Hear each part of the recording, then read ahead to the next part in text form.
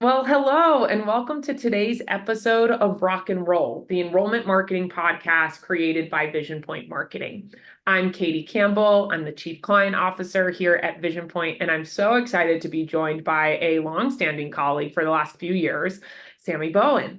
Sammy, do you mind introducing yourself, your role, how long you've been at Vision Point? Yeah, would love to. So thanks for having me on today, Katy. I'm a longtime listener, first time guest. So just really excited to be Love it. here. But yeah, I've been with Vision Point about 4 years now. And I'm a senior project manager now, but I started out actually in the intern space and I've kind of worked my way up to senior project manager. And I love this role because I have the unique privilege of, being able to observe and help coordinate all of our service offerings, which is really exciting because I get to see how all of our full funnel enrollment marketing services add up to help our client partners reach their goals. So within my book of business, my primary responsibility is building those project plans, ensuring that our teams stay on budget, on timeline, and ultimately deliver that high quality service for our client partners. And I'm a really big believer in integration. So working in project management is a dream come true just because I get to see how we can all collaborate together between our internal team and our client services teams to work toward the same goal of increasing awareness, enrollments, retention, all of those great things for our client partners. So I like to say that I know enough to be dangerous when it comes to our different subject matter expertise. But it's really just because I get to observe and work with all of our great experts who get to clue me into their day-to-day work. So just really excited to be here. Nice, awesome. Thanks so much for joining us. And today's episode is very much around, current events in higher education, or what are we seeing in the news that's relevant to higher ed and our clients. And, Sammy, I know both you and I have worked with a diversity of client types, whether that's community colleges that need to market to everyone in their zip codes, everyone in their district, or maybe it's a really specific niche graduate program that is going after a certain pocket of people, of qualified individuals. But across all of that, when you're looking at conference sessions about higher ed or just about marketing in general, webinars, articles, thought leadership, you can't go more than, you can't throw a stone far enough to hit not a note about Gen Z and what Gen Z means for our marketing tactics, where they spend time, what they expect of the brands that they buy from, and so on and so on. I think there was such a moment in time where millennials was like the buzzword. It was like, how do you get to millennials? How do you market to millennials? And that's still very much a part of our repertoire, especially for adult learners. But Gen Z, which was, I think, so traditionally thought of as like, oh, well, that's our traditional student. That is our first time in college coming from high school. And it's like, oh, not so much anymore. That's very much our graduate population, our adult learners, our non-traditional students too. I even heard something the other day, and I think I hate this term, but they called it Gen Alpha, Z and Alpha, which has been referring to like freshmen in high school or middle schoolers now, that next generation to come up. But, as we know in marketing too, it is all about audience. Audience is what matters so much because it is who we are looking to form a relationship with, we are looking to resonate with. So I'd love to just start with their demographics or psychographics. Tell me a little bit about what comes to mind when you're thinking about, not to generalize a full generation, but thinking about trends that we see across that audience. What screams out to you as like, oh, but that's different than other audience groups that we try to talk to? I love this question, Katy, and I think it's a great one to start with. And myself, I'm one of the older Gen Z, so I have like a certain lens to bring to this as well. But one thing that I noticed, first and foremost with Generation Z is that they have a really strong preference for causes that they're really passionate about. And some of those causes might be mental health, environmental and sustainability activism. We see it a lot with DEI, diversity, equity, and inclusion. So I think this is a generation that is really focused and driven by the passions that they have. And I think that's really important for us to keep in mind when we're talking to students, when we're talking to prospects that are in this generation, because we want to make sure that we emphasize how higher ed can get them to a point where they can contribute to these causes that they're passionate about. So that's one of the things that I think is really at the forefront of Generation Z's preferences. I think also, of course, we can't talk about Gen Z without talking about how they grew up with technology, right? So this is a generation that, had the internet at their hands from a very young age. And even when we look at the younger generations of, Gen Alpha and Gen Alpha, as you mentioned before, these are generations where they're very tech savvy and they're used to having multiple devices at their fingertips simultaneously. So we think about a lot of, consumption habits that are driven by multiple devices. Your phone, you've got podcasts in one ear and, lots of different things happening at the same time. So I think as marketing professionals, and specifically in the higher ed space, we need to meet Gen Z where they are in terms of that simultaneous, technologically savvy aspect of this generation. Yeah, I think some of the points you mentioned in there, Sammy, I think are so important to dive in on. One is that first part that you mentioned about just their, generation Gen Z's kind of affiliation with the things that they're really passionate about and the causes that mean a lot to them. I think eMarketer released a study that 53% of Gen Z say they want brands that support mental health. So then when thinking of mental health in an education lens, I'm curious if you've seen any from higher ed institutions or maybe even outside of higher ed that a brand that has done that well, that has connected with this generation through, their own communications around passion for that same cause. Yeah, definitely. I think the mental health space, like you said, is a very important one for Generation Z. And speaking specifically to higher ed, I think there's a lot of fodder for messaging within the mental health space.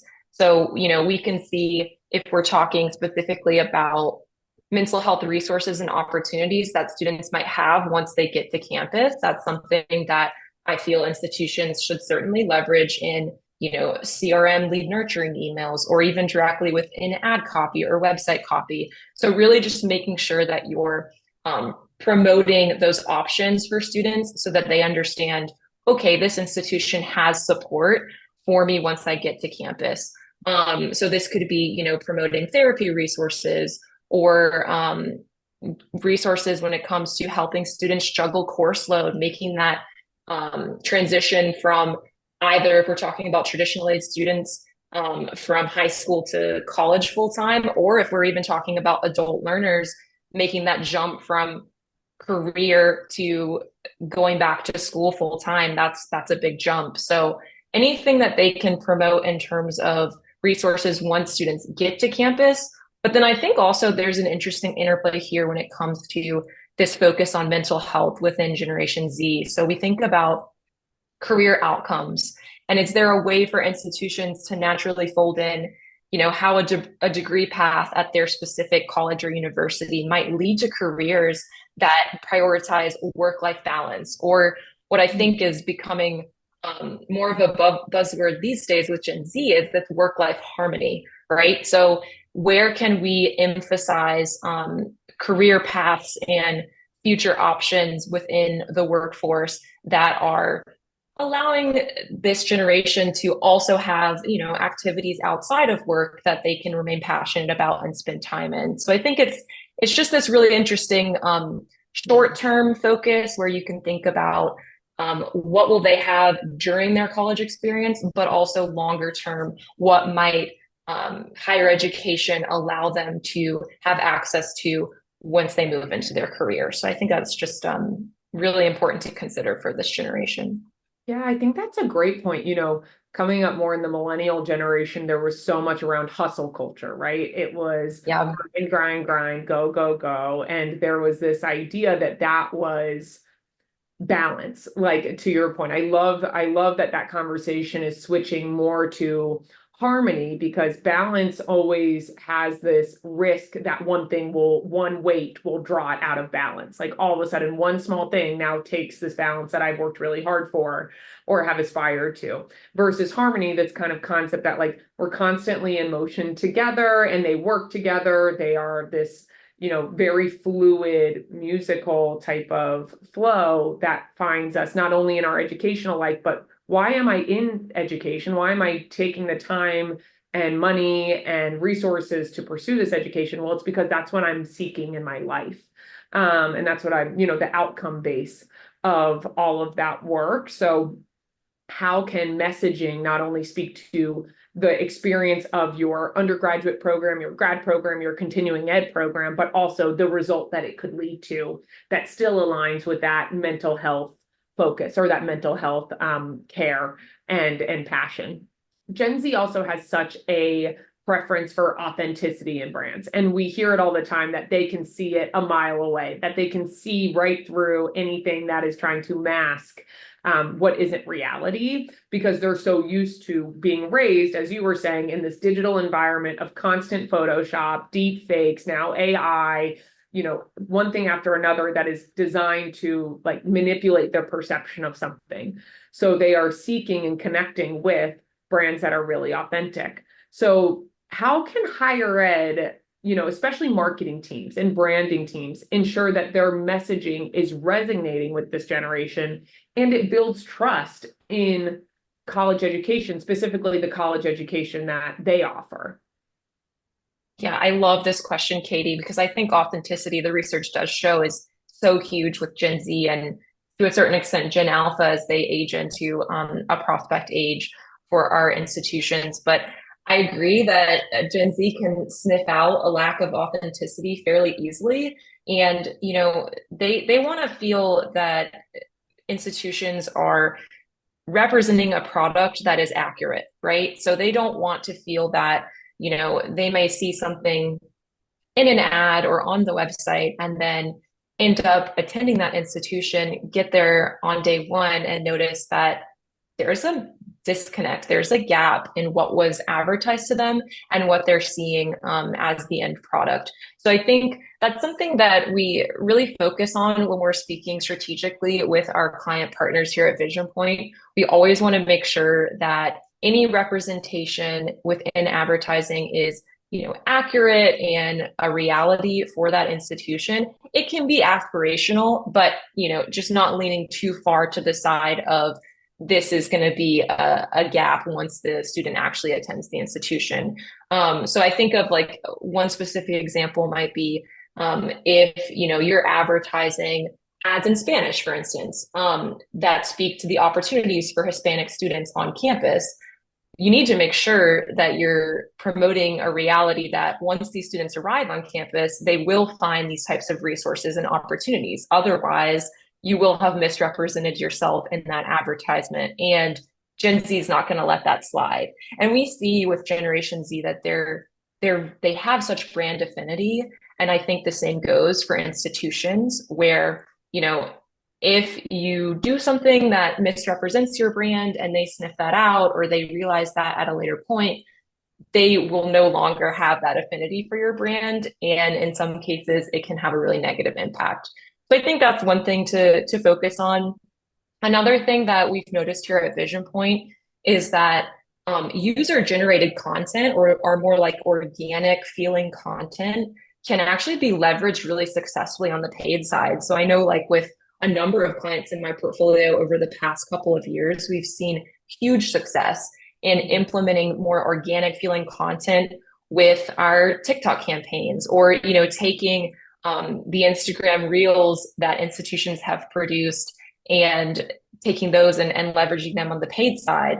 And I think that just really speaks to how Gen Z really resonate with, a feeling of, oh, this isn't, overly produced, or this isn't over the top, like too formal. I think Gen Z really appreciate that when they're viewing digital content and especially in a video format, it doesn't have to feel like they're watching broadcast commercials, if that makes sense. Yeah. So those are the two things that I would really focus on is is one, making sure that you're representing an accurate product, and then also prioritizing those, user generated or organic feeling content on the paid side. Yeah, I think that's such a good point because a few things in what you just said, Sammy. The first being, if you have, I think some institutions more and more are seeing not just enrollment challenges, initial enrollment challenges or first time enrollment challenges, but retention challenges. And when we try to dig into a retention challenge, it's like, well, what's causing that? What drove someone to think initially that this was the right place for them? But after a year here or 6 months here or a semester here, they've decided that it's not. And that can be many things. That can be life circumstances have changed. They wanted to shift programs. It was always a transfer path, whatever it might be. But it also could be because perception was different than reality. I mean, I feel like that was such a TikTok trend of 2023. This is what I ordered versus this is what I got. And within that, making sure that from initial impression of our institution to your point, deep funnel CRM emails and comm flows, that we are authentic in who we are and figuring out what makes you authentic, figuring out not only what makes you authentic, but also what makes you different than all the other institutions that are out there and trying to compete for those same students, not just institutions, but products as a whole. I think that is such a core and worthwhile investment. If you don't know that, if you don't know what is true to you, yet also is your differentiator and overlaps with the motivators of your audience, that is a worthwhile use of resources, strategy, time, whatever it might be. Like that's such a key positioning statement or positioning mindset to have. And because you're absolutely right, if they get there and it's different, they're not going to keep it to themselves. I think Prism put out a report that for Gen Z, when they asked the questions of, where do you learn about new brands and products and experiences, 25% said word of mouth, whereas for millennials, that wasn't even in the top 5. So more and more, whether that's through looking at influencers or not even influencers, just users on TikTok, Reddit threads, whatever it might be, you are looking for a genuine take on an experience somewhere. And you can base your decision off of that. So it's not something that they'll keep to themselves. And it also could lead them to, now, yes, they came in at our fall start date, but did they stay? And I think that's something that so frequently when we hear about enrollment challenges, we're thinking so early on in the journey, not that year over year registration or retention that a lot of colleges struggle with. I think also it's interesting to think about, this generation growing up in such a digital first. You mentioned being very comfortable with multiple forms of media running at one time. I'm curious too, if you were to even think, whether it's anecdotally or from reports that you've seen, like where should we be if we are trying to connect with that audience? Where should we make sure that we are present and putting out our authentic message to make sure that it is seen and connecting with members of the Gen Z audience? Yeah, I love this question, Katy. And I think that, paid social continues to be huge with Gen Z, especially with that story content. So just generally speaking about their consumption habits, story content is something that they're always seeking and contributing to. I think I saw a statistic that at least on Instagram, Gen Z is more so using stories than they are actually posting on Instagram. Mm-hmm. So I think that's a really interesting thing to consider in your paid or even organic media mix. But I think, the big ones that we talk about, Instagram and Facebook, continue to be very key for this audience. TikTok, of course, I know there's a lot of turbulence around TikTok right now with different legislation coming out, and, different institutions have to adhere to different laws and legal binds right now due to the states that they're in. So we continue to kind of pivot and be flexible there. But anytime you can have that organic content that you're promoting on TikTok and Instagram, I think that's great. But even so, like if we're not looking at the big ones, you mentioned Reddit earlier. I think Reddit is a great example of something where Gen Z are actively searching communities for institutions that they may be interested in and trying to get a sense of the culture and, different pain points or wins that current students are experiencing in the here and now before they even make a decision about where they're going to go. So I think, institutions can focus on Reddit in terms of paid, but also in the organic side. And then another big one is YouTube, right? So I know that with the rollout of shorts over the past couple of years, shorts have been a huge boom with Gen Z. And I think, any way that institutions can have a cohesive yet tailored message across all of those video focused platforms is going to be key with this generation specifically. Yeah, could not agree more. Even thinking from like a performance results standpoint, I think in that same survey where it was almost like, where do you learn about new things? Where do you get information from to inform your decisions about brands or products or services? It's 57% YouTube, 53% TikTok, so video, and then to your point, like high 40% on Instagram, another major video platform. So even with the TikTok turbulence, if yay or nay in 9 months from now, where that will be, it's interesting that even though that has such a dominant hold on so much time and so much advertising dollars right now, you do have really active alternatives that if TikTok were to, become unavailable, between YouTube Shorts, what you just mentioned, and Instagram Reels, we still have very active, similar type platforms that can provide and that are still in very high usage right now by that audience. So I'm curious to how that will end up, as I'm sure all of us are, as to, will that change our usage of TikTok? Will it change the availability of TikTok state by state, as it already has? And in those cases, where else do you look? What else do you use? I think Snapchat sometimes is in that mix, probably more on that older Gen Z side, late millennial side, because there are so many other alternatives, so many channels, so little time, it feels like.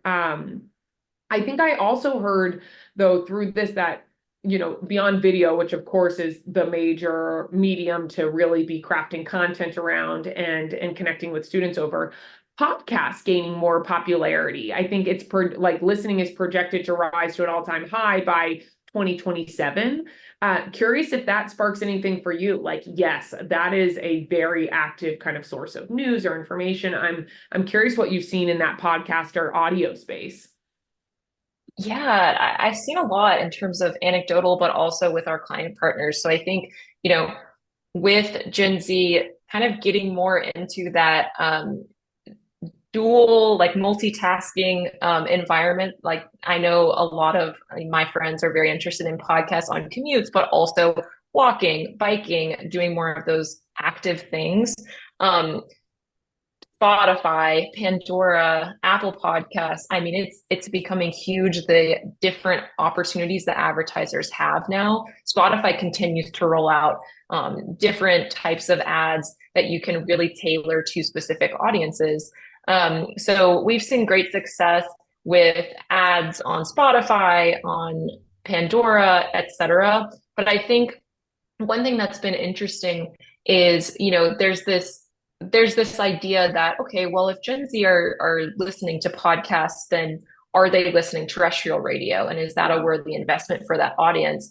And I don't know about you, Katy, but in my book of business, I feel like podcasts remain supreme over, honestly, just streaming remains supreme over any broadcast types of media with Gen Z. And I think I know why that is from an anecdotal standpoint. I don't have the research to back it up offhand, but it is interesting to see like similar mediums have their own niche with certain audiences. Yeah, yeah, absolutely. Thinking through that too, Sammy, like this, when I look at Gen Z and I think Gen Alpha, so Zalpha, whatever, I'll get there. But I think more and more I see marketing results that indicate to me that this is by far the most self-informed generation that we've seen, as in they are very comfortable finding their own information. They are very comfortable making their own decision. I'm not talking about so much without their parents or other influencers. I think that's still a very key part of the decision-making process, but very much that they are comfortable not being in your email workflow. They're comfortable never hearing from you, the brand, to then decide if they're going to engage with you or apply to you or go to your school, which hearing from client partners across the country just so frequently referred to as stealth leads, stealth applicants. We're not sure where they came from, but all of a sudden they're all the way already at apply. And I'm curious if that hits home for you, as in like as a user and you're learning more about an offering or a product or a brand, how comfortable, how willing are you to raise your hand and put your name and email and phone number in? Or what would convince you to do that? Like, what would convince you to be an inquiry versus a stealth applicant, if you will? I think it's interesting to think about that.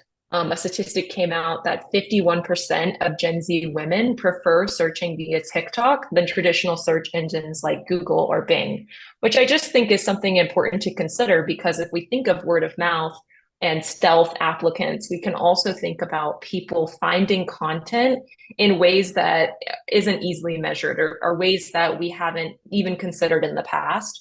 So another good example would be something I do quite frequently, which is Googling something, but adding Reddit to the end so that I can go straight to the more like user-friendly, user-generated space that I'm comfortable with, and seeing kind of, real people sharing their experiences with brands or products, or, with institutions.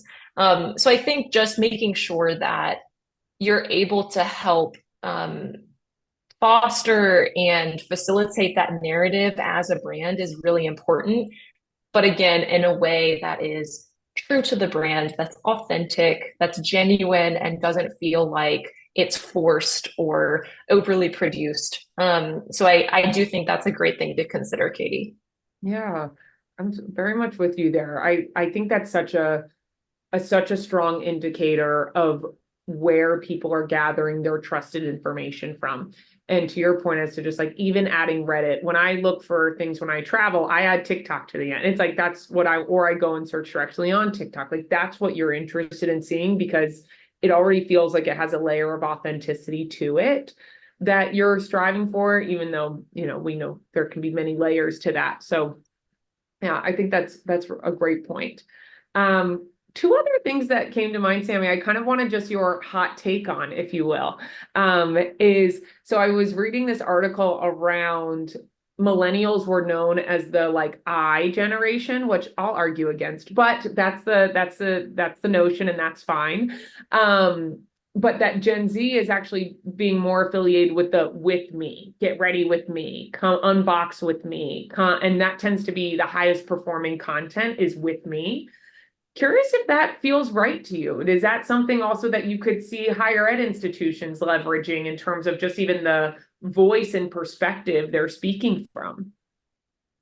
I love that, Katy. And I think this with me phenomenon that we're seeing also speaks to the fact that Gen Z are very community and relationship oriented.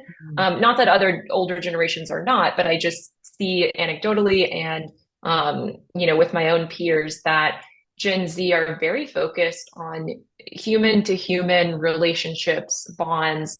Obviously we talked earlier about how focused they are on bettering the world, bettering their communities through social and environmental causes. And so I think that's really interesting, because how can institutions really play into that without, like we said, having it feel, like they're just trying to hop on a trend, right? So I think it's this with me phenomenon, but it's also this we phenomenon. And how can institutions foster a culture that's inclusive and promote that once students come to that institution, should they apply, should they get accepted or admitted, that they'll have opportunities to foster these bonds, these relationships, these networking opportunities with peers, with professors, mentors, etc. So I think it's just really interesting to think about that relationship aspect. And then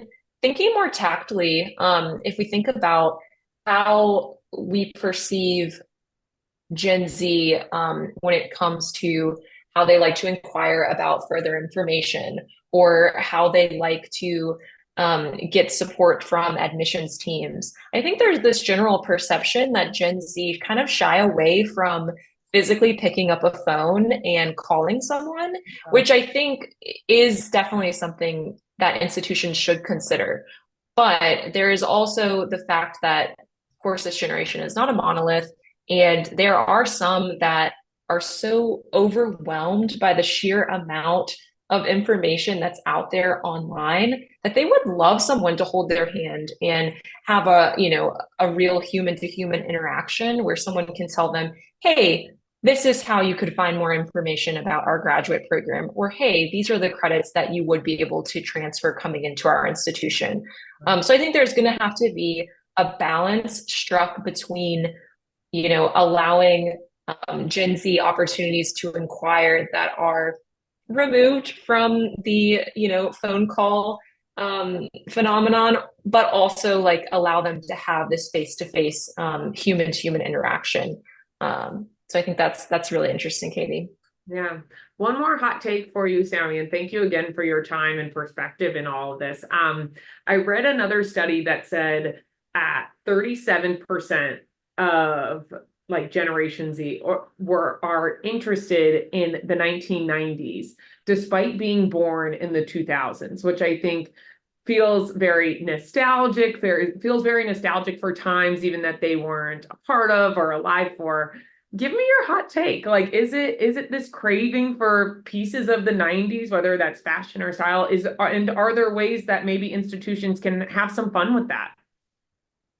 I love that. I love this focus on nostalgia and this comfort in nostalgia that Gen Z is feeling in this day and age. And I think it's interesting to think about how this generation views the past, the present, and the future, because I think there's this thought among Gen Z that are very focused on like we talked about before, the more like global or environmental causes, that there's a bit of hesitation, there's a bit of trepidation about embracing the long-term future because there's so much up in the air. There is so much turmoil and things that, we don't have a strong lens into how things are going to be several years from now.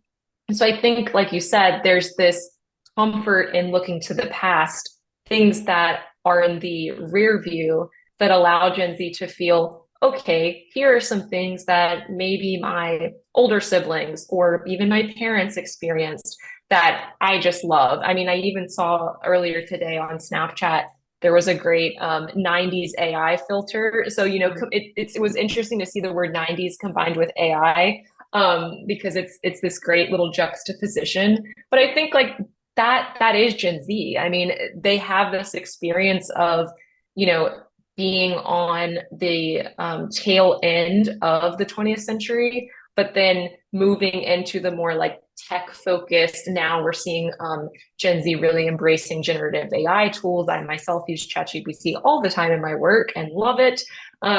So there's just this really like interesting juxtaposition between embracing the more like comforting and I want to say more simplistic ways of the past with this chaos and complexity that is the present and into the future. So I think that it would be great for higher ed to kind of see that trend and see if nostalgia is something that they can leverage to speak to this audience specifically. Yeah, I'll be curious to what that does for the perception of higher ed as a whole. Here's something that historically has had such a impact on our society, at times almost a requirement within our society and culturally, especially in the United States. And then that partnered with the future of so much unknown, a lot of fear, a lot of anxiety about what's to come. And maybe that even starts to help us better understand the motivation behind the desire for short-term credits or alternative education or whatever that might be. So yeah, there's still this little bit of like nostalgic care or understanding of this is what going to college meant versus this is what going to college will mean and look like for me. So, well, Sammy, I cannot thank you enough. Thank you for this time. For all of our listeners, thank you for tuning in to our Rock and Roll podcast. If you're interested in learning any more about Vision Point marketing and how we provide brand, CRM, and enrollment marketing solutions to higher education, please don't hesitate to reach out at visionpointmarketing.com. And if you're interested in learning more about how your institution can connect with Gen Z or millennials or Gen Z Alpha or whoever your target audience may be, we are offering a complimentary target audience analysis where we will look at your target audience and just give you some recommendations about how to better connect with them, messaging that might resonate with them, and what channels to be on, as Sammy and I talked through today. So thanks again, Sammy, and we'll talk to you all soon. Thank you for having me, Katie. Always a pleasure.